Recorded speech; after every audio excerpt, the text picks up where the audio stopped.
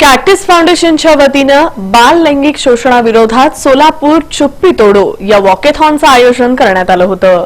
बाल लैंगिक शोषणाविरोधात सोलापुरात वॉकेथॉनचं आयोजन करण्यात आलं होतं। यामध्ये सोलापुरातील जवळपास 20,000 नागरिकांनी आणि 150 शाळांनी सहभाग नोंदवला। जुना एम्प्लॉयमेंट चौकमध्ये पोलीस आयुक्त रवींद्र सेनगावकर आणि जिल्हाधिकारी रणजित कुमार यांच्या हस्ते हवेत फुगे सोडून या वॉकेथॉनची सुरुवात करण्यात आली। मागील 3 वर्षांपासून सोलापुरात बाल लैंगिक शोषणाविरुद्ध जागृती करण्यासाठी इथल्या कॅक्टस फाउंडेशनच्या माध्यमातून चुप्पी तोडो या वॉकेथॉन आयोजन करण्यात येतं। यामध्ये विविध शाळा, महाविद्यालय, सामाजिक संस्था, पोलीस प्रशासन सहभागी होत असतात। यावर्षीही सोलापुरातील नागरिकांनी मोठ्या प्रमाणात सहभाग नोंदवला।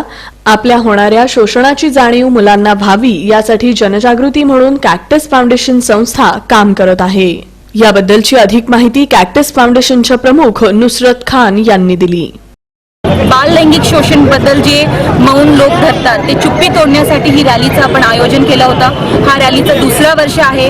मागच्या वेळेपेक्षा आज डबल पब्लिकनी आम्हाला प्रतिसाद दिलाय, शाळांनी, कॉलेजेसनी आणि पोलीस आयुक्तालय, सोलापूर विद्यापीठ, सोलापूर महानगरपालिका, आणखीन NCLP हे आपले खूप चांगले म्हणजे सहयोगी होते। ह्या सगळ्या रॅलीमध्ये पार्टनर्स होते।